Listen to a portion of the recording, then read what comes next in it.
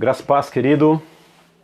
Boa quinta-feira para você, ou pelo menos o finalzinho de quinta-feira.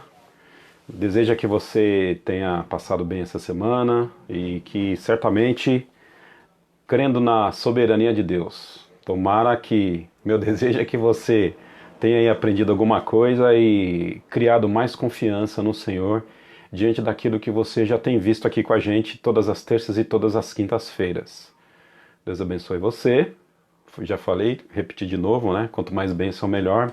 Então vamos orar para que a gente comece o nosso estudo de hoje, para que a gente possa remir o tempo, porque nós temos bastante conteúdo e a gente não pode enrolar aqui. Precisamos realmente ensinar aquilo que a palavra do Senhor tem para nós essa noite. Vamos orar?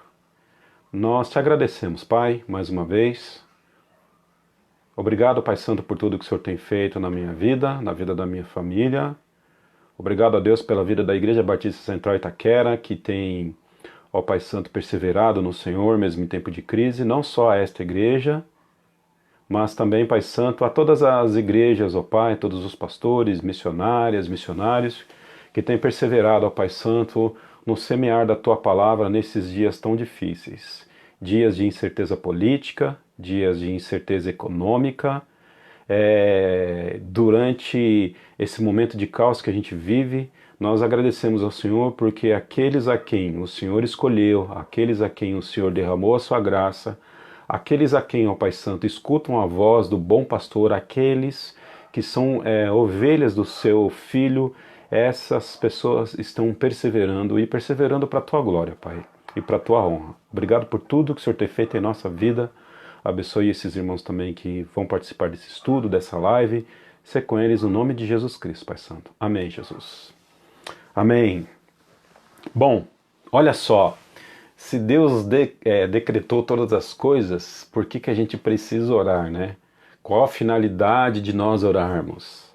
Fica firme, segura aí a peruca, que no decorrer dos estudos a gente vai responder isso. Logo, logo a gente chega lá na relação da soberania de Deus e da oração. A gente vai ver como é que essas coisas se relacionam no Senhor. Então, orar é bíblico, faz bem para a saúde, faz bem para o seu coração, e Deus deseja que você ore para que Ele possa interferir na vida,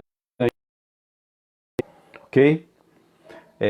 Parece que às vezes a gente fala umas coisas e depois desfala aquilo que a gente construiu, mas tudo isso é bíblico, ok? Tudo isso é bíblico, tanto a soberania de Deus quanto a responsabilidade humana.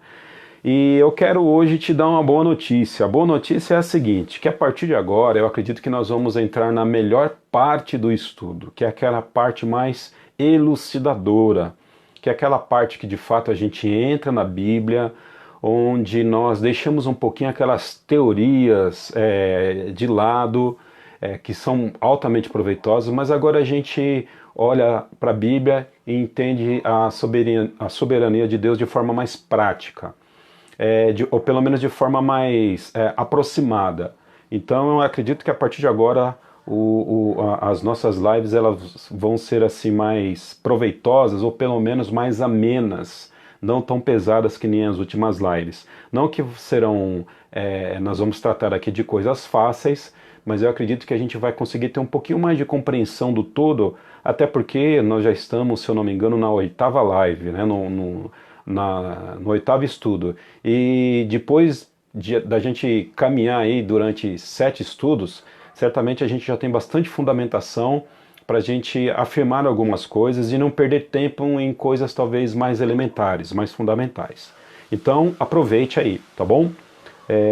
Se você não assistiu os outros estudos, você vai precisar voltar lá e assistir, para que você consiga compreender melhor, de forma geral, a doutrina da soberania de Deus. Amém? Bom, eu queria hoje aqui destacar 3 coisas. A primeira delas, rapidamente, eu queria sempre lembrar que é importante que quando a gente vai ler a Bíblia, quando a gente vai estudar a Bíblia, isso de alguma forma traz algum conhecimento para a gente. Então, principalmente quando são quando nós vamos para a Bíblia para estudar a palavra do Senhor com mais profundidade. Duas coisas podem acontecer. Você pode adquirir bastante conhecimento, e talvez esse conhecimento que você adquira, isso possa trazer uma sensação de inteligência em você em detrimento às outras pessoas que não tiveram talvez a oportunidade que você teve de participar de um estudo, ou não tiveram ali um momento de qualidade para você poder sentar, estudar sua palavra, enfim. Tem muitas pessoas que não têm talvez o mesmo privilégio que você tenha, de ter uma Bíblia em casa, ou duas Bíblias em casa, talvez um livro de estudo, ter facilidade de se locomover até uma igreja. Então, às vezes, o estudo bíblico, se nós não tomarmos cuidado, ele pode resultar em nós um orgulho espiritual. Então, nós precisamos tomar cuidado para que esse conhecimento ele não gere orgulho espiritual em nós, porque existem algumas pessoas, alguns estudiosos da Bíblia, e eu vou usar aqui uma palavra que eu aprendi no meu PhD em teologia, né? Alguns metidos a besta em Bíblia, eles aprendem 3, 4 versículos e saem por aí agora dizendo que são o rei da cocada preta. Na verdade, o estudo legítimo da palavra de Deus, ele não produz orgulho espiritual. E a gente precisa ficar bem atento com isso, né? Não é o fato de você saber uma doutrina da soberania de Deus, talvez não saber ela totalmente, mas o pouco que você sabe, isso não legitima você sair por aí zombando talvez de uma teologia do seu irmão que não é muito envernizada, muito rebuscada, enfim. Talvez lá ele é um irmão muito piedoso e está ali com a sua fé legítima, não tem toda a informação bíblica e teológica que você tem, e você não pode se aproveitar disso para dizer que você é melhor que o seu irmão, enfim. Muito pelo contrário. Segunda coisinha, né? A teologia, o conhecimento bíblico não pode levar você a ter um orgulho espiritual. Muito pelo contrário. Todos os grandes estudiosos, todos os grandes teólogos, todas aquelas pessoas que um dia se debruçaram para poder escrever coisas significativas acerca da palavra de Deus, e eu estou me referindo a gente com calibre grosso mesmo, não estou me referindo a pequenos autores, né? Todas essas pessoas, Calvino foi um deles, né? Eles dizem o seguinte: o ensino da Bíblia deve provocar no coração do homem humildade, deve fazer com que o homem, ao se deparar com um conhecimento que Deus projeta sobre ele, esse conhecimento ele deve fazer com que o homem se humilhe diante da grandeza da palavra de Deus, diante da grandeza da soberania de Deus. Então, o estudo legítimo da palavra do Senhor deve provocar em nós um espírito humilde, um espírito de humildade, um espírito de piedade. Quanto mais a gente lê a Bíblia, quanto mais a gente conhece sobre a vontade de Deus sobre nós, quanto mais nós temos contato com a palavra do Senhor, nós precisamos ter humildade, porque quanto mais a gente se aproxima do Senhor, mais a gente percebe que nós estamos distante dele. É um paradoxo, mas é um paradoxo que faz todo sentido para nós. À medida que você conhece esse Deus, você vai vendo o quão você é distante desse Deus. Então isso deve produzir em nós humildade. Então nós vamos lá no último estudo, depois que nós falamos sobre a relação da oração e da soberania de Deus, lá no último estudo nós vamos falar exatamente sobre isso. Tá, soberania de Deus é boa, legal, e daí? Como é que eu aplico isso na minha vida? Então, fique alerta com relação a isso. Aquilo que você sabe, divida humildemente com as outras pessoas. Não saia por aí se aproveitando desse conhecimento para entrar em embate teológico que não vale a pena entrar. Algumas pessoas acreditam que o livre-arbítrio existe de fato, outras pessoas que a livre agência existem de fato, que a livre agência existe de fato. E essa discussão, ela é uma discussão que, pelo menos do ponto de vista de igreja, começou lá no século XVI, e isso não vai parar até Jesus chamar a sua igreja. Não que não seja importante nós discutirmos e dialogarmos sobre essas questões teológicas, que tem tudo a ver com o nosso dia a dia. Se é Bíblia, a gente precisa de fato discutir. Mas existem questões que não realmente vão nos levar a lugar nenhum. Afinal de contas, nós estamos aqui para podermos ser discípulos de Cristo e fazer discípulos de Jesus. Essa é a nossa tarefa. O resto é acessório. A teologia é acessório para isso. Então, conviva bem aí com seu irmão que acredita no livre-arbítrio, conviva bem com seu irmão que acredita na livre agência, lembrando que todos nós somos irmãos, né? E existe muita piadinha sobre essa questão de quando nós chegamos no céu, porque quando a gente vai chegar no céu, é possível que Jesus diga para os dois assim, ó, nem você e nem você estavam certos. Tá? Na verdade, eu estava certo desde o início e vocês nunca perceberam. Então, sigamos em frente com coração humilde diante da palavra do Senhor, não se apropriando da Bíblia apenas como um mero conhecimento formal, como um livro acadêmico que vai trazer para nós apenas informações para que a gente, a partir disso, possa se orgulhar, se ufanar. A Bíblia deve produzir humildade no seu coração. O estudo da palavra de Deus deve fazer você cair de joelhos diante do Senhor. E não só isso, fazer com que você seja uma pessoa piedosa, que ame não só a palavra do Senhor, mas também que ame as pessoas que estão ao seu lado. Fazer teologia para levantar arma, isso não é coisa de crente fazer. Já fizeram bastante isso na história. Quando a gente estuda a história do cristianismo, a gente vai ver que existiram muitos episódios tristes de pessoas que, em nome de Deus, em nome da Bíblia, em nome das suas doutrinas, em nome dos seus dogmas, levantaram armas um contra os outros. Em nome de Deus. E a teologia, o conhecimento de Deus, certamente deve produzir algo ao contrário além disso. Fica o recadinho aí pro seu coração. Amém? Hoje nós vamos tratar sobre dois grupos de textos, tá? E aí você vai me ajudar agora. A partir de hoje você vai precisar interagir um pouco mais. Então eu vou estar trazendo aqui, a minha tarefa vai ser trazer agora textos bíblicos que reforçam que Deus ele é soberano sobre a vontade humana, ou melhor, sobre a vontade humana nós já falamos, que Deus é soberano na salvação. Então a partir de agora a gente começa a falar sobre, na verdade desde a semana passada, na última live, terça-feira, a gente já começou a falar sobre soberania de Deus e salvação, e a gente continua agora por alguns dias falando sobre esse tema, soberania de Deus e salvação. E aí a parte boa é que agora a gente vai trabalhar diretamente com os textos bíblicos, ok? Então, a nossa tarefa aqui vai ser a seguinte, a gente vai elencar alguns textos que comprovam de fato, que asseguram que Deus é soberano sobre a salvação, e também nós vamos trazer aqui alguns textos que aparentemente, eu reforço aqui, aparentemente podem complicar a doutrina da soberania de Deus com relação à salvação.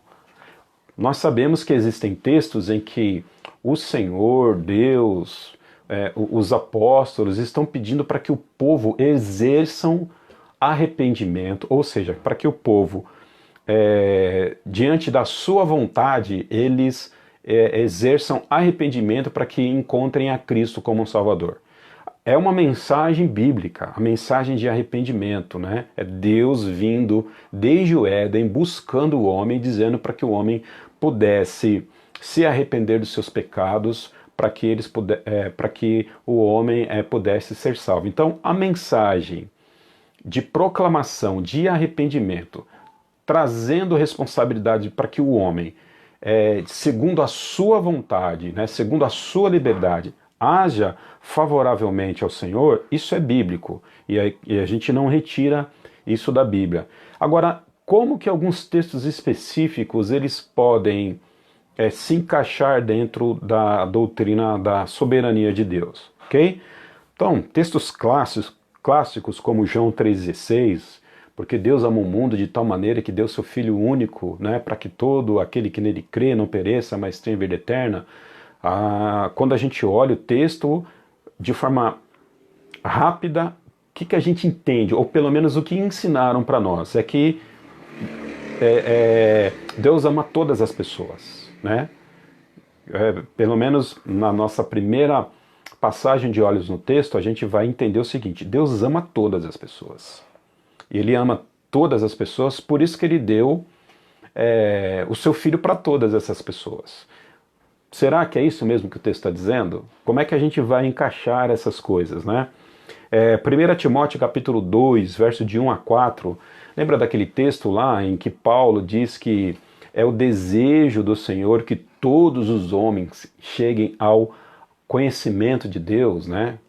Então, como é que nós podemos pegar esses textos que aparentemente podem trazer complicações para a doutrina da soberania e tentar encaixá-los dentro dessa doutrina, né? Se Deus deseja que todos os homens sejam salvos, se Deus é soberano, conforme a gente tem ensinado aqui, ou pelo menos conforme a Bíblia tem dito, como é que então Deus não impõe a sua vontade sobre o coração desses homens, mudando o desejo deles para que eles possam ser salvos? Então são textos realmente que carecem um olhar mais cuidadoso. E aí, como é que você pode ajudar?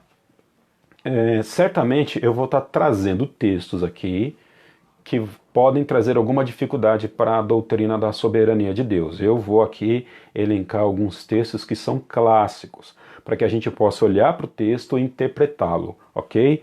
Agora você também pode ajudar. Esse é o momento de você chegar e dizer o seguinte: pastor, e aquele versículo que fala sobre isso? E aquele texto que fala sobre isso? E aí eu vou pegar dos seus textos e dos textos que eu vou trazer para que a gente possa fazer as próximas lives. Então ajude. Então, eu sei que você certamente tem bastante dúvida e tem bastante texto aí que pode talvez tentar colocar em xeque a doutrina da soberania de Deus. Então é só hora de ajudar para que a gente possa enriquecer bastante o nosso estudo.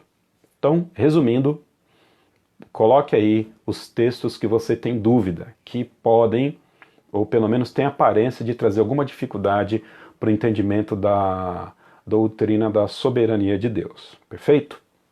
Então, sigamos em frente, ok?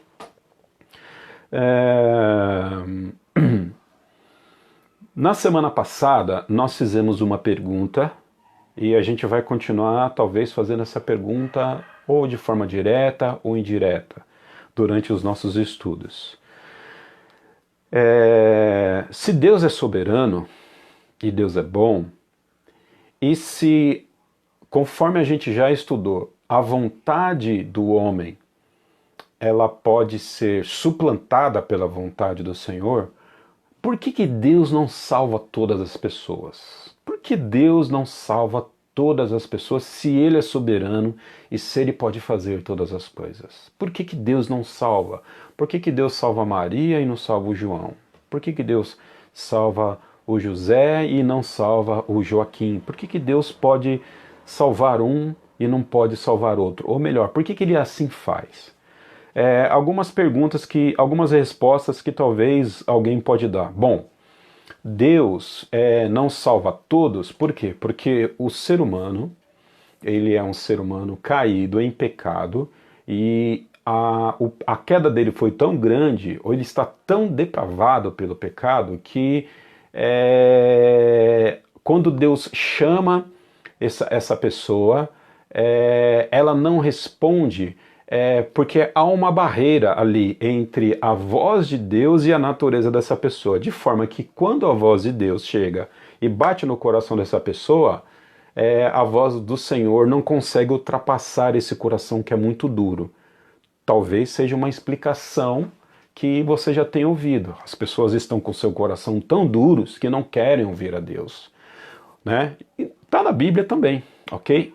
Tá na Bíblia também. Mas a gente precisa tomar cuidado da forma pela qual a gente enxerga isso. Se a gente está dizendo que Deus, que a palavra do Senhor chega no coração do homem, bate lá e depois volta, significa que esse coração duro desse homem, ele pode resistir à palavra do Senhor. Ora, Se nós pensarmos nessa categoria, esse coração duro que resiste à palavra do Senhor, na verdade, ele está soberanamente acima da própria palavra de Deus. Ou seja, na verdade, a vontade do homem, o seu coração duro, ele é soberano e a palavra de Deus se torna uma escrava. Ou seja, a palavra de Deus não pode com o coração humano. Olha só, que lógica que a gente pode construir em cima disso. Então é muito perigoso dizer isso, que o homem pode resistir, ok? A palavra de Deus. É muito perigoso a gente falar isso. Como se fosse ele exercendo poder para fechar o seu coração para que a palavra de Deus não entre. Seria algo de tentar fazer com que esse Senhor que quer salvá-lo, esse Senhor não conseguisse fazer pela vontade desse Senhor. Ou seja, a vontade do homem prevalece sobre a vontade do Senhor. Para você, quem que prevalece? A vontade do Senhor ou a vontade do homem? Se você falar que as duas vontades prevalecem, você vai estar equiparando as vontades, e você não pode fazer isso. Você não pode equiparar as vontades. Ou Deus é soberano ou o homem é soberano. Você precisa tomar uma decisão na sua vida. Eu sei que é difícil, como foi uma decisão difícil para a minha vida, mas chegou uma hora que eu precisei realmente tomar uma decisão, não pelo calvinismo ou pelo arminianismo, volto a dizer isso, né? A gente aqui não está falando necessariamente de calvinismo. O calvinismo é um sistema muito mais amplo do que a gente está tratando aqui, mas a gente precisa entender quem que é o pai da salvação. A salvação de quem que ela depende. A salvação depende da minha vontade, né? A salvação depende do meu esforço. É disso que nós estamos tratando aqui nesse momento. Então, talvez uma resposta possível, por que Deus não salva todas, seria essa. Bom, ele não salva todas porque tem homens que são tão pecadores que a palavra de Deus não consegue entrar no coração. A palavra de Deus ela é tão fraquinha não, né? Ela não é tão forte quanto a dureza do coração desse homem, por isso que a palavra ela não se torna eficaz. Pode ser uma resposta que talvez você já tenha ouvido, mas essa resposta ela tem aí algumas implicações complicadas para que a gente possa dizer que é uma resposta certa. Não é certamente uma resposta certa.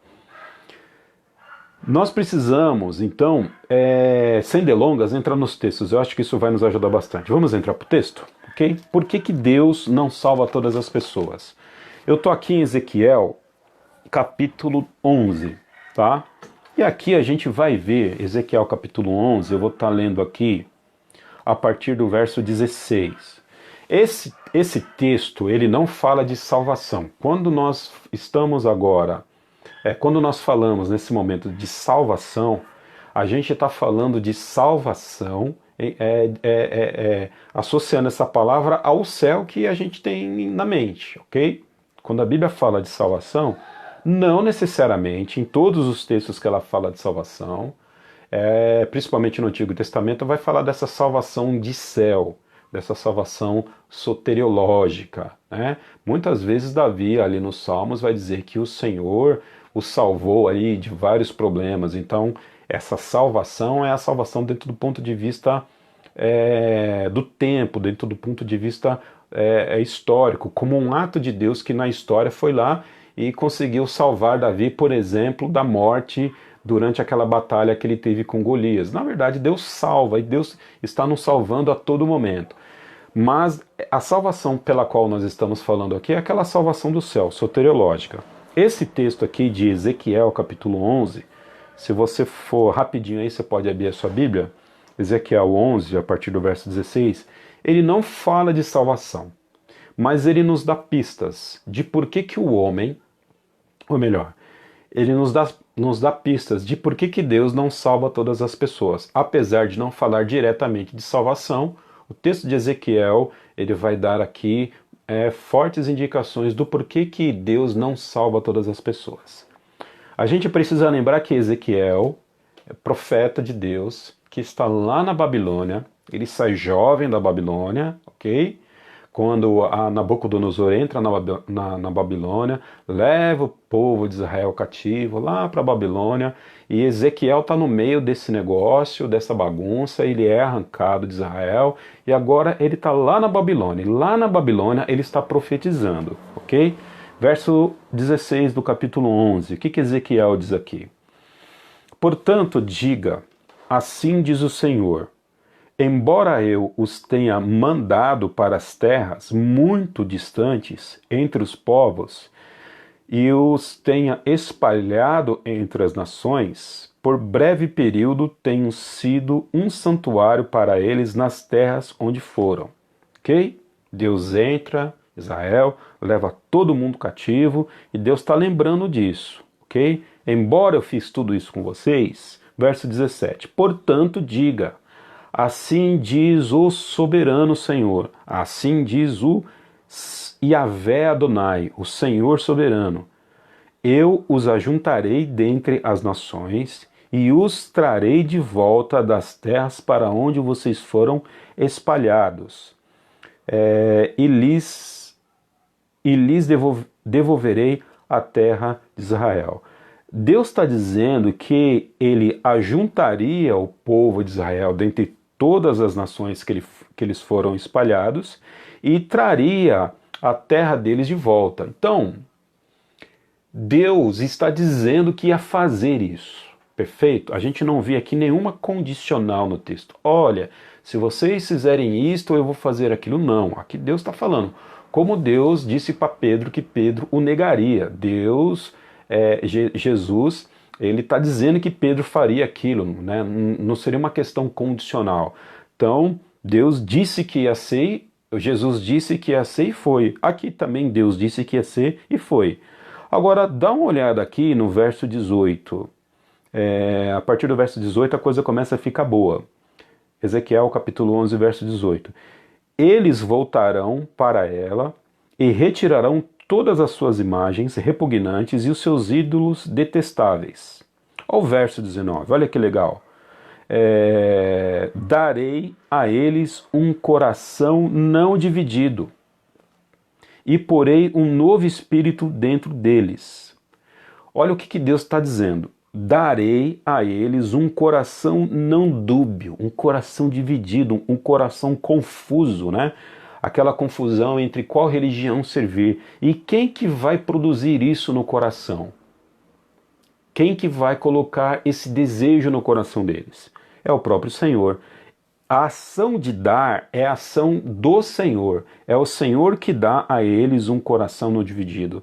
E porém um novo espírito dentro deles. É o Senhor que põe um espírito novo dentro deles. Então, a ação de dar um coração não dividido, a ação de pôr um novo espírito dentro deles, um novo ânimo, essa ação ela é uma ação externa.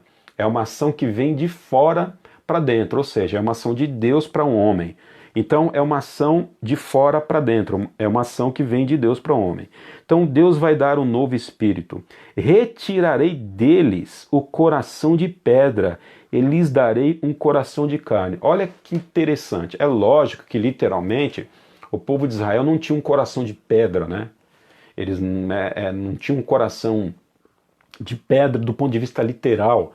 Mas Deus aqui está falando de forma, melhor, Ezequiel aqui a profecia de Ezequiel, desculpa a gaguice aqui, a profecia de Ezequiel está usando aqui uma figura de linguagem para dizer que o coração deles era tão duro que se comparavam a uma pedra. Então o que a gente precisa entender? Que esse Deus que ele dá um novo espírito, que ele também dá um novo ânimo, é esse mesmo Deus que faz com que aquele coração que pareça de pedra, agora ele vai se tornar um coração de carne. Então quem que muda aqui os corações? É a pessoa de Deus, ok?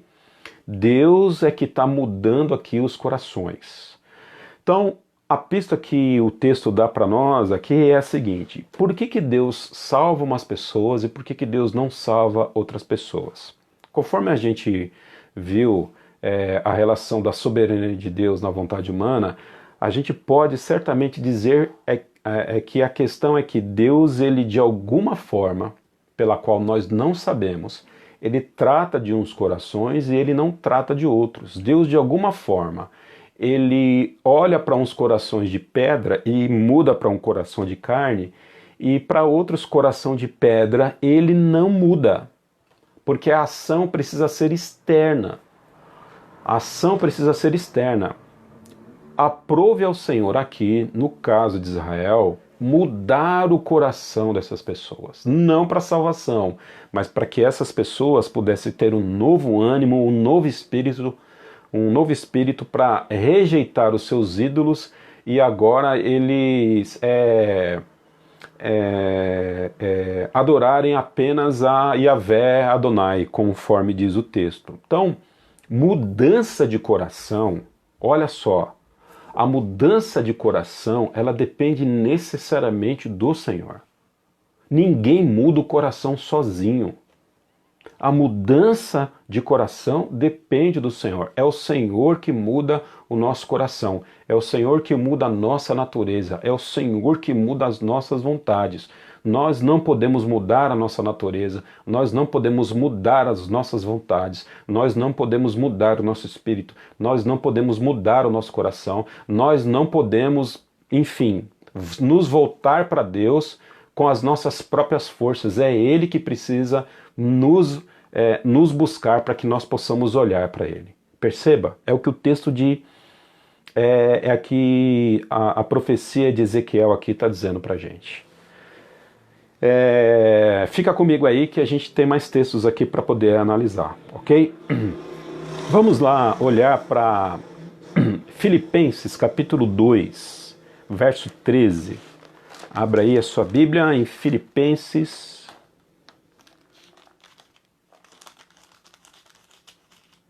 capítulo 2, verso 13.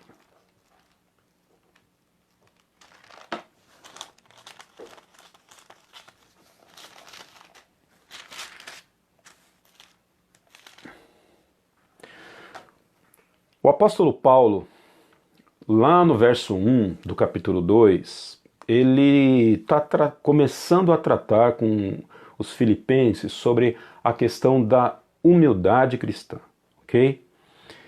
A gente precisa lembrar que essa aqui era uma igreja top, era uma igreja que o apóstolo Paulo amava, era uma igreja piedosa, era uma igreja fiel, era uma igreja que tinha os favores do Senhor. E o apóstolo Paulo vem trabalhando essas questões que eles eram pessoas muito boas e tal. E aí ele vai dizer, olha, nada façam por ambição, por vaidade, mais humildemente. Aí ele começa a trabalhar a humildade. Considere os outros superiores a si mesmo. Cada um cuide não somente dos seus interesses, mas também dos interesses dos outros. Seja a atitude de vocês a mesma em Cristo Jesus, que embora sendo Deus, não considerou ser igual a Deus. Então o apóstolo Paulo ele começa aí a funilar o texto, mostrando que a humildade era algo necessário e algo urgente ali para aquela igreja. Não que tinha algum problema, mas ele estava ali exortando aquela igreja a exercer a humildade cristã, ok? Aí a gente entra lá no verso 12. Assim, meus amados, como sempre vocês obedeceram, percebam como essa igreja era boa. Essa igreja não tinha nenhum problema, essa igreja era muito boa, tinha bastante conhecimento de Deus, da palavra do Senhor, era uma igreja obediente, sempre obedeceu, mas o apóstolo Paulo está tratando a humildade com ela. Não apenas na minha presença vocês obedeceram, porém muito mais agora na minha ausência. Ponham em ação a salvação de vocês com temor e tremor. Olha que interessante o que o texto traz para nós. No verso 12, o apóstolo Paulo está afunilando essa questão da humildade. E ele está dizendo, olha, como Cristo foi humilde, sejam humildes vocês também.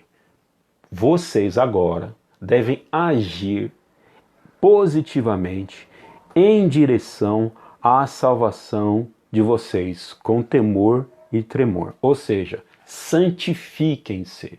Perceba que essa ação de santificação, o apóstolo Paulo está responsabilizando quem? A igreja. É uma ação que vem dela. A santificação é uma ação que vem dela. A santificação está aqui responsabilizando o homem por essa ação de se santificar. Verso 13. Pois é Deus quem efetua em vocês tanto querer quanto o realizar, de acordo com a sua boa vontade. O apóstolo Paulo está dizendo o seguinte: olha, sejam humildes, vocês são uma igreja top, vocês são uma igreja obediente, agora vocês precisam continuar perseverando e coloquem em ação a salvação de vocês, se santifiquem. Se o apóstolo Paulo não colocasse o verso 13 aqui, se o verso 13 no texto fosse omitido, talvez poderíamos entender o seguinte: puxa vida, a santificação, o exercício da santificação é obra da carne. Eu que tenho que me santificar, eu que tenho que buscar força em mim, porque olha que legal, né? Louvado seja eu mesmo, porque eu me santifico, eu que sou o responsável, o único e direto, porque o apóstolo Paulo está dizendo o seguinte para mim: eu preciso exercer o que? Santificação diante do Senhor. Mas o verso 13 é uma janela, ou melhor, é uma chave para que a gente possa entender que até a santificação, queridos, aquela santificação que talvez a gente tenha aprendido que depende do homem, lembra daquilo? Essa santificação, ela depende também do Senhor. Pois é Deus quem efetua em vocês tanto querer quanto realizar. Então, efetuem a salvação, ok? Ponham em ação. Mas lembrem-se que, estou aqui conjecturando, lógico, né? Mas lembrem-se que é Deus quem efetua em vocês querer se santificar, pois é Deus quem efetua em vocês tanto querer quanto o realizar. De acordo com o quê? Com a sua boa vontade. Então, quando nós lemos a Bíblia, quando a gente tem vontade para ir para a igreja, quando a gente tem vontade de fazer as coisas certinhas, sabe de onde vem esse desejo? Não vem do nosso coração. Esse desejo vem da vontade do Senhor sobre nós. Ô glória, hein? Sabia disso? Sabia disso, vaso? Que quando você deseja as coisas de Deus, é Deus que dá essa vontade para você. Porque se dependesse de você, se dependesse de mim, essas vontades divinas não fariam parte da nossa natureza, porque a gente não quer isso para nós. A gente rejeita as coisas de Deus. Só Deus para poder fazer um milagre, para colocar no coração da gente vontade de querê-lo, vontade de cultuar, vontade de ler a Bíblia. É só Deus que pode produzir isso no nosso coração.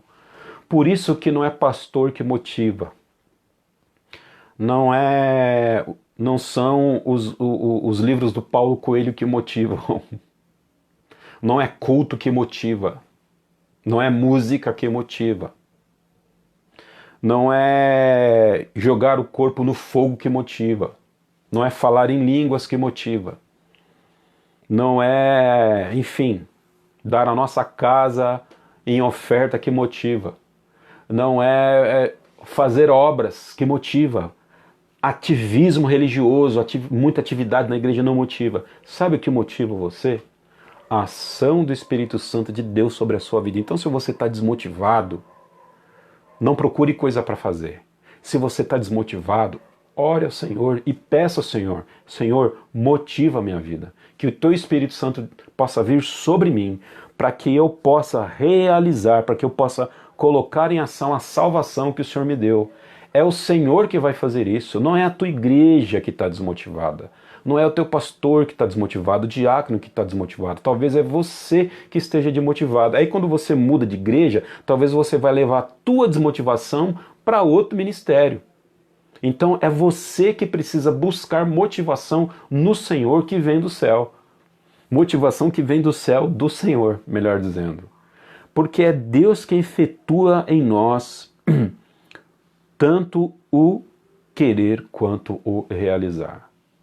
Eu só estou aqui hoje atrás de um celular gravando uma live, não é porque eu quero, que eu sou bonzinho, não, é porque Deus colocou essa vontade nobre, divina no meu coração para que eu fizesse isso. E eu tenho alegria de ensinar um pouco de Bíblia que eu sei. Por quê? Porque Deus produziu isso no meu coração. Entende? Entende a diferença? Por que um está motivado e o outro está desmotivado? Porque o Espírito Santo de Deus não está agindo. E por que o Espírito Santo de Deus não está agindo? Isso é uma outra questão. Mas o que a gente pode fazer? O que deve fazer? Buscar o Senhor. Senhor, olha, eu não vou parar de orar, eu não vou parar de ler a Bíblia enquanto o Senhor não encher meu coração de alegria, porque eu quero que o Senhor encha de alegria o meu coração. Você não pode produzir a alegria do Senhor em seu coração. Só o Senhor que pode produzir alegria no seu coração. Isso é graça, né? É graça, tudo é graça de Deus. Então saiba que até a santificação, ela é um processo primário de Deus. Você que vai exercer a sua santificação, é você que corre atrás, mas ao exercer, ao correr atrás, sabe que Deus está atrás disso tudo te empurrando você para frente, para que você caminhe, para que você siga em frente. Amém? Então, quando a gente começa a se deparar com isso, a gente começa a ter uma outra dimensão do que a palavra de Deus tem para nós, de quem é esse Deus e o que Ele faz por nós.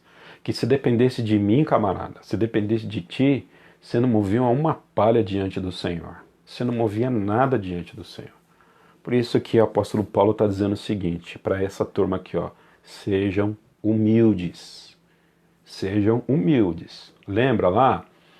O apóstolo Paulo está dizendo aqui a partir do verso 5, seja a atitude de vocês a mesma de Cristo Jesus, que embora sendo Deus, não considerou ser igual a Deus. Lembra de Jesus? Lembra? Então, agora eu vou pedir uma coisa para vocês aqui, ó. Se esforcem para se santificar, mas lembra que esse esforço vem do Senhor. Então, abaixa a bola, sejam humildes. Tudo aquilo que vocês conquistarem, tudo aquilo que vocês realizarem, sabe que tudo isso é para a honra e para a glória do Senhor. Inclusive os dons que vocês exercem. É para a honra e para a glória do Senhor. Lembra lá do comecinho da live? Conhecimento bíblico deve produzir em você humildade. Deve produzir em você piedade. Você não pode sair daí com meia dúzia de versículo decorado, com um pouquinho de teologia e achar que é melhor que ninguém, muito pelo contrário. Aí que você tem que realmente se humilhar diante do Senhor, porque você sabe que tudo aquilo que você tem vem do Senhor. Dito isto, vamos lá para 1 Coríntios capítulo 7, que é outro texto dessa noite também, ok? 1 Coríntios capítulo 7, ou melhor, capítulo 4.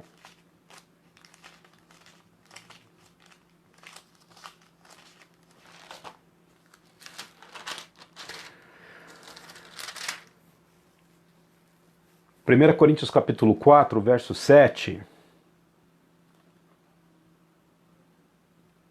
Deixe-me ver, capítulo 4, verso 7. Vamos pegar aqui o verso 6, para a gente ter um pouquinho de contexto. 1 Coríntios capítulo 4, a partir do verso 6, diz o seguinte: Irmãos, apliquei essas coisas a mim e a Apolo por amor a vocês, para que aprendam de nós o que significa não ultrapassem o que está escrito. Assim ninguém se orgulhe a favor de um homem em detrimento de outro. Pois quem torna você diferente de qualquer outra pessoa, ou melhor, vamos fazer aqui a pergunta, vamos ler o texto corretamente, aqui é uma pergunta, verso 7. Pois quem torna você diferentemente de qualquer outra pessoa? Ou que você tem que não tenha recebido? E se o recebeu, por que se orgulha, como se assim não fosse? Olha o que o apóstolo Paulo está dizendo. Ele está aqui tratando de um problema de divisão na igreja que começa no capítulo 3. Que um está dizendo que Pedro explica melhor a Bíblia, outro que é Paulo que prega melhor, outro que é Apolo que é mais inteligente, enfim. Então existiam aí pelo menos essas três pessoas e que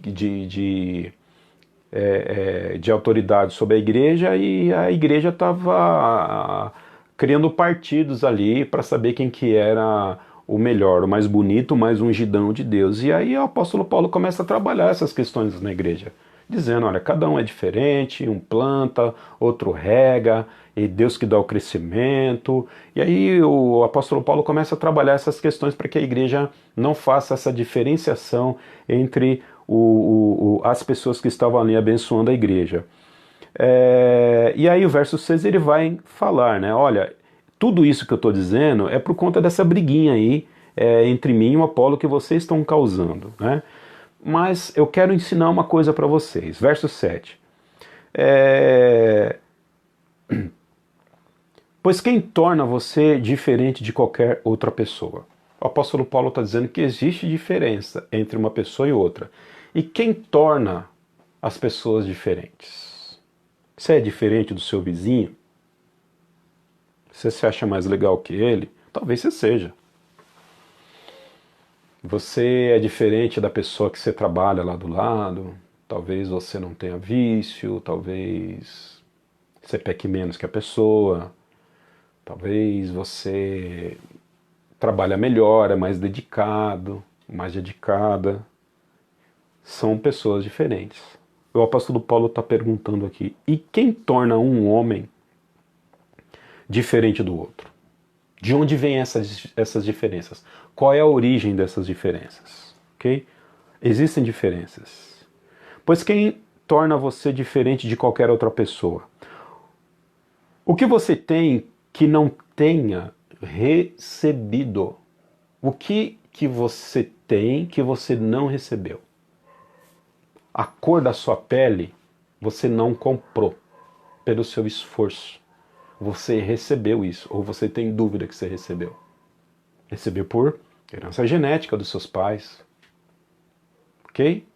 As coisas que você tem, a sua inteligência, a sua saúde, a sua graninha, muito ou pouca, a sua família, tudo isso, a palavra de Deus diz que você recebeu, que isso foi algo que Deus deu para você. Você precisa ter consciência disso. Até a casa própria que você comprou, que você está dizendo, essa aqui eu comprei com meu esforço, comprei com meu suor, porque Deus me deu coragem de trabalhar, tudo isso de fato é verdade, mas lembra a da última expressão? Deus te deu coragem para trabalhar e para se esforçar para isso. Tudo isso provém do Senhor, provém de Deus.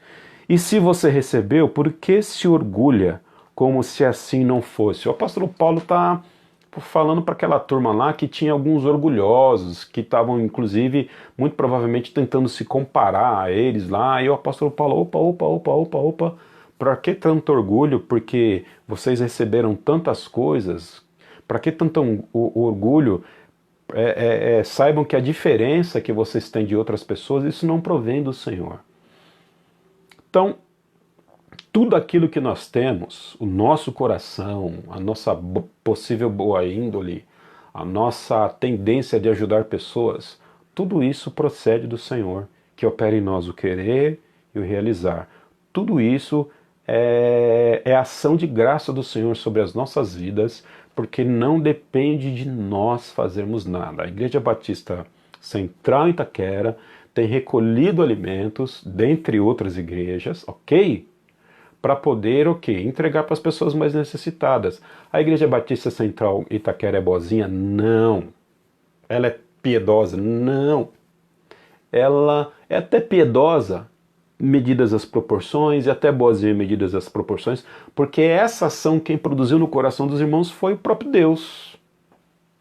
Foi o próprio Deus. Foi o próprio Deus que fez isso.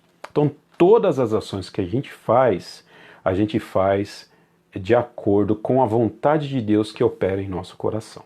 Ok? Vamos falar um pouquinho mais sobre esse tema agora, mas vamos olhar mais agora para a salvação. Abra aí em João capítulo 5. João, Evangelho de João. Abra aí sua Bíblia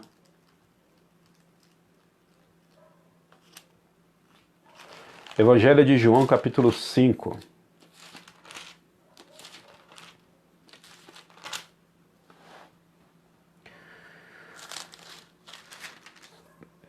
Eu quero aqui ler um pouquinho aqui, apenas um verso aqui do verso, apenas aqui um verso do capítulo 5, e depois a gente vai entrar aqui em alguns versos aqui do capítulo 6. Dá uma olhadinha aí no verso 40 de João capítulo 5.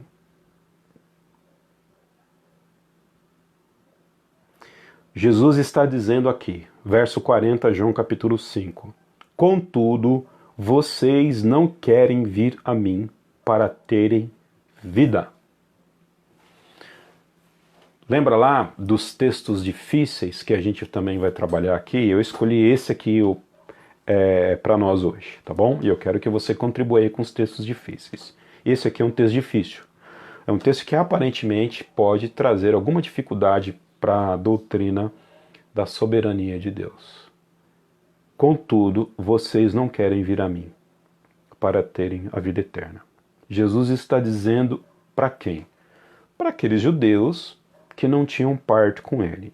E ele está dizendo aqui que aqueles judeus não querem, eles não exercem desejo, ok? Eles não exercem vontade para quê? Para vir a Jesus para terem vida eterna. Eles não desejam ter vida eterna a partir de Jesus. Então, o desejo ou não desejo de ir a Cristo é de quem? O que a Bíblia está dizendo? É dessas pessoas, ok? Então as pessoas exercem vontade. Claro que, eu ia dizer que não, eu ia falar uma heresia aqui. Exercem vontade, sim. As pessoas exercem vontades. E essas vontades são vontades reais. Os seres humanos são seres morais. Eles livremente escolheram não ir a Jesus para ter vida eterna. Livremente. Eles agiram livremente. Vamos lembrar um pouquinho agora da questão da natureza humana? Olha que legal, agora fica um pouco mais fácil da gente entender esse verso. O verso está dizendo que eles não querem, e é isso mesmo, eles não querem.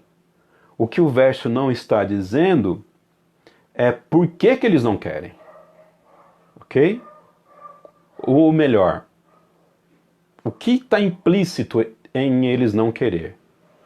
O coração endurecido que eles tinham, ou seja, a natureza deles, que era a grande barreira e a grande dificuldade que eles tinham de romper para poder ir até Jesus. Então, a ação de ir até Jesus, perceba, é uma ação do homem e a responsabilidade é de quem aqui? Olha só, a responsabilidade é deles. Ah, pastor, mas Deus não pode responsabilizar eles porque Deus não mudou a natureza deles. Pode, na verdade, está responsabilizando aqui. A gente percebe Jesus responsabilizando eles. Essa é a grande dificuldade da teologia arminiana, de tentar conciliar essas questões. Como é que se concilia aqui? Não se concilia. Não dá para você conciliar. Não dá para você conciliar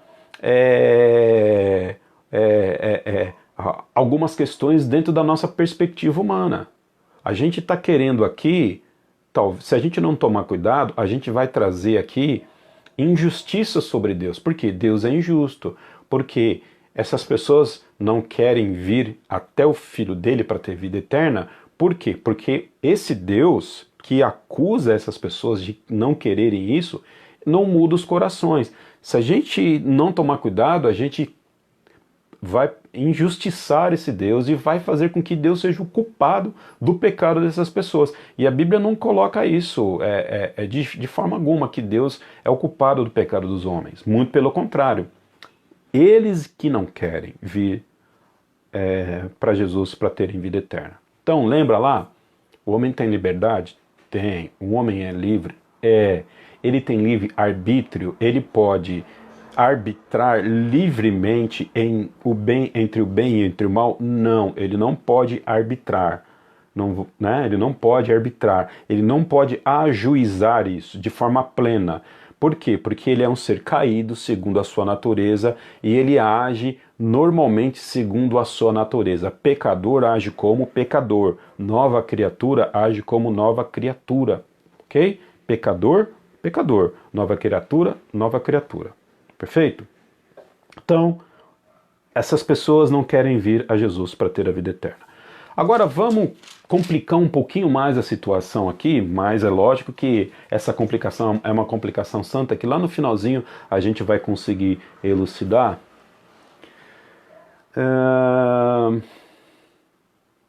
Verso 28 do capítulo 6 do Evangelho de João, um pouquinho mais à frente aí. Então lhes perguntaram: o que precisamos fazer para realizar as obras que Deus requer?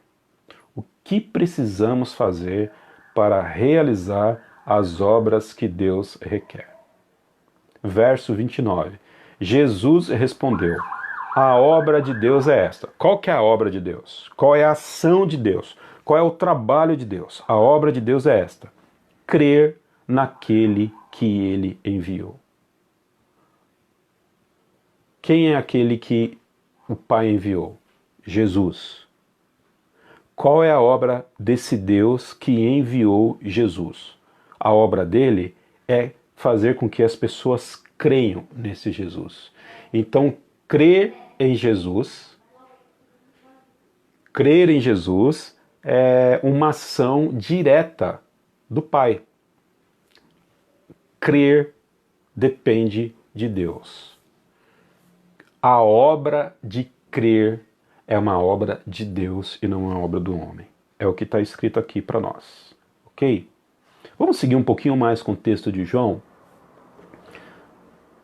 Um pouquinho mais, deixe-me ver aqui, para que a gente ganhe tempo. Verso 35. Diz aqui o texto: então Jesus declarou: eu sou o pão da vida. Aquele que vem, olha o que Jesus está dizendo, ó, aquele que vem a mim nunca terá fome. Lembra lá do verso 40 do capítulo 5?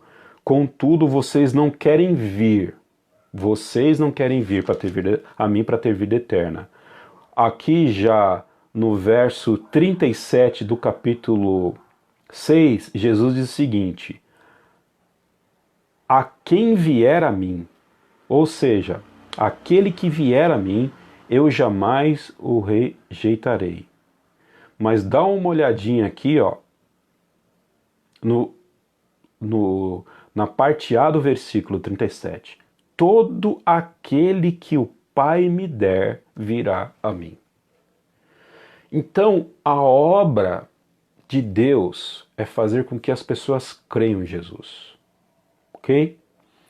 As pessoas não vão a Jesus porque não desejam, mas aqueles que desejam e vão até Jesus, essas pessoas assim fazem porque Deus deu essas pessoas para Jesus.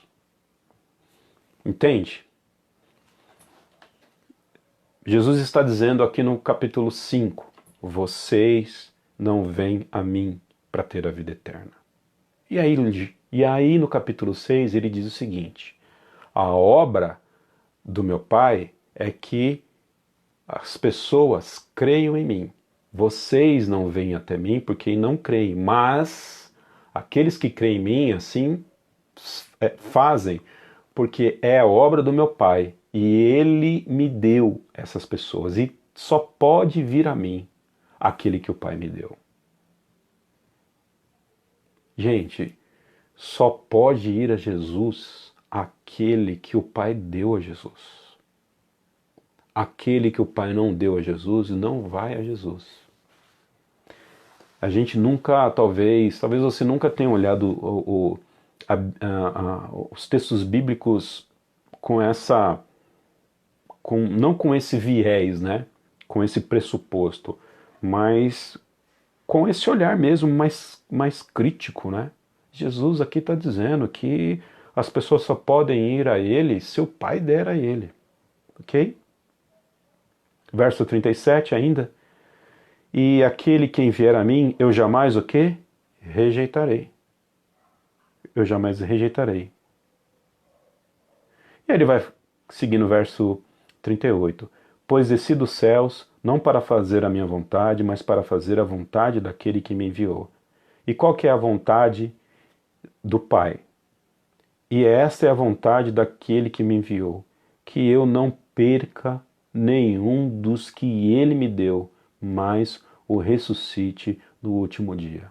Jesus está dizendo, ó, a vontade do Pai é que eu não perca nenhum daqueles que ele me deu, para que eu possa ressuscitar no último dia. Por isso que nós acreditamos que a salvação não pode ser perdida, que os santos perseveram. Por que os santos perseveram? Os santos perseveram porque a perseverança deles vem do Senhor e não de si mesmos. Olha, há uma teologia aí, e a teologia arminiana diz isso, né?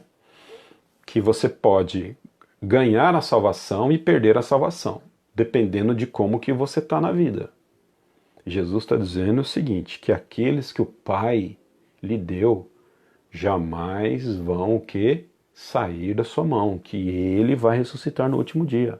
A gente precisa ter um pouquinho aqui de atenção com esses textos. É interessante a gente agora mergulhar na Bíblia para que a gente possa entender realmente quem é o Senhor Deus e quem é a nossa pessoa diante de toda essa questão da soberania de Deus e da vontade humana. Então, a salvação, amados, ela pertence ao Senhor.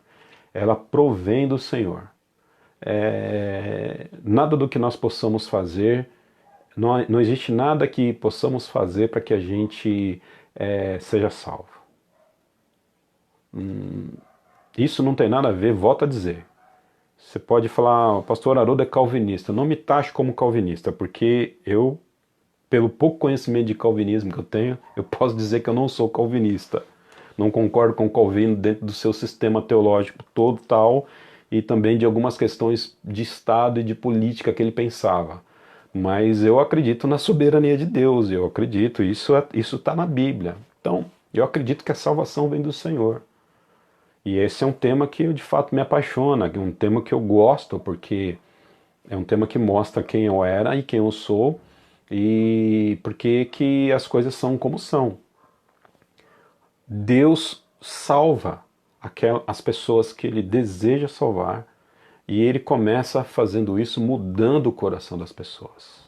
Ok? E esses textos que nós passamos hoje aqui, eles vão trazer essa informação para nós de que tudo aquilo que nós somos, tudo aquilo que nós fazemos, inclusive os desejos de realizarem coisas boas, todas essas coisas elas são provenientes da graça do Senhor sobre a nossa vida. Aí, eu quero fechar aqui, pelo menos essa parte, quero fechar aqui, com aquela velha perguntinha, que é uma pergunta que inquieta o nosso coração, mas de vez em quando a gente tem que entregar para o Senhor essa pergunta. Por que que Deus trabalha uns corações e não trabalha outros? Essa é a grande questão. Essa é a grande questão. Por que que Deus não trabalha uns corações e não trabalha outros? Se Ele pode trabalhar. Ou Ele não pode? Ou Deus não pode trabalhar? Não pode? Deus não trabalhou Nabucodonosor? Deus não trabalhou Paulo? E Paulo diz lá, né? Lógico que é de forma retórica, mas ele disse que ele era o maior dos pecadores. Se Deus salvou o maior dos pecadores, que dirá o segundo, terceiro, o quarto e o quinto? Deus não pode com o coração humano, querido? Claro que ele pode com o coração humano. Mas ele respeita, né, aquela ideia. Ah, mas o Senhor respeita. Olha, vou falar uma coisa para você, eu quero te salvar, eu estou aqui ajoelhado, pedindo, né, pelo seu amor, que você aceite o meu filho. Tadinho do meu filho, você viu, ele morreu lá na cruz pelos seus pecados, aceita ele, tadinho. Mais um para a igreja, ele está assim, te implorando, né? Tô aqui fazendo um apelo, aquele apelo apaixonado do pastor, né? Por favor, você, pelo amor de Deus, vem aqui na frente, aceite Jesus como Salvador, porque ele é tão bonzinho, ele morreu por você. sabe? Aí a pessoa diz o seguinte no seu coração: não aceito, não aceito, não aceito, não aceito. Faz biquinho. E Deus fala: puxa vida, eu queria tanto te salvar do inferno, mas eu não posso te salvar, eu estou impotente, porque eu respeito a sua opinião. Esse diálogo não existe. Isso não existe, isso é uma loucura. Eu respeito tanto você, sua opinião, sua vontade, que eu não vou deixar você ir para o inferno. Será que Deus trata os seus filhos assim? Você que é pai, que é mãe, olha só, hein? E olha, eu estou fazendo aqui uma comparação abissal, não dá nem para comparar paternidade humana com paternidade divina. Você que é pai ou mãe, você respeita o seu filho? Olha, eu vou respeitar você no endurecimento do seu coração. Eu queria tanto que você mudasse, mas como você não quer mudar, eu respeito. Eu deixo você fazer as coisas erradas. Você respeita, você pega o chinelo e dá nele, não dá? Você até talvez não mude o coração dele porque você não é Deus, porque você não é soberano sobre a vontade dele. Mas se você fosse soberano sobre a vontade do seu filho, certamente você mudaria o coração de pedra dele para um coração de carne. Certamente. Mas você não compactua com o coração duro dos seus, que dirá Deus com relação ao nosso coração. A grande questão, e essa pergunta eu não vou responder para você, e essa pergunta ninguém vai responder para você. Se alguém te responder, você me convide para eu aprender contigo também. Por que Deus trabalha em alguns corações e por que Deus trabalha outros? Por que Deus derramou o seu amor sobre algumas pessoas e por que Deus não derramou o seu amor sobre outras? Por que Deus escolheu você e não escolheu o seu vizinho? Por que você tem vontade de para com as coisas de Deus e o outro não tem? Por que Deus escolheu Abraão e não escolheu o José, o Joaquim? Por que Deus escolheu a nação de Israel e não escolheu outras nações pagãs que estavam em volta ali? Por quê? Por que Deus fez isso? Nós não sabemos. Não sei porquê. Como é que é aquele corinho antigo? Não sei porquê Cristo se importou. Não sei porquê me amou. Não sei porquê sacrificou-se ali. Eu só ó coisas dou, né? Alguma coisa assim, né? Que foi assim. Então, por que Deus amou o mundo? Por que Deus amou você? Não sabemos. Aprove ao Senhor nos amar. Por quê? Acabei de falar aqui João 3,16, né? Porque Deus amou o mundo de tal maneira que deu seu Filho unigênito para todo aquele que nele crê não pereça, mas tenha vida eterna. A gente vai tratar desse texto na semana que vem, na próxima terça-feira, bem como 1 Timóteo capítulo 2, verso 1 e 4, que diz o seguinte, que Deus deseja que todos os homens cheguem ao pleno conhecimento. A gente vai trabalhar pelo menos esses dois textos na próxima semana, para que a gente entenda essa relação da soberania de Deus e da salvação, ok? São textos que contradizem a doutrina? Não, você vai perceber que não. Que Deus abençoe a sua vida ricamente. Nós vamos orar agora ao Senhor, terminando nosso estudo, e te espero na IBD, domingo, às 10 horas da manhã. Amém? Vamos orar ao Senhor. Eu acho que não tem nenhuma perguntinha, a Nicéia não está aqui, mas se ela chegar a gente responde, mas acho que não tem nenhuma perguntinha, nós vamos orar. Tem pergunta, Céia? Não tem pergunta não, então vamos orar. Pai, nós te agradecemos em nome de Cristo. Obrigado, Deus, pela tua palavra que alimenta o nosso coração. Senhor, como é bom estudar a Bíblia, como é bom nós termos acesso, ó Pai, à informação. Como é bom nós sermos alfabetizados, como é bom nós podermos saber ler, ó Pai. Como é bom, ó Deus, ter a Bíblia traduzida no português. Como é bom, apesar do nosso pouco conhecimento, da nossa limitação, como é bom a gente entender. E tudo isso nós sabemos que veio do Senhor. O Senhor proporcionou tudo isso na nossa vida. Obrigado por tudo que o Senhor tem feito na nossa vida, Pai. Que o Senhor continue nos abençoando. Abençoe esses irmãos aqui comigo, bem como a minha família, e que o Senhor continue, ó Pai, derramando a sua graça sobre nós. Em nome de Cristo, nós oramos. Amém. Beijo no coração, Deus abençoe a sua vida.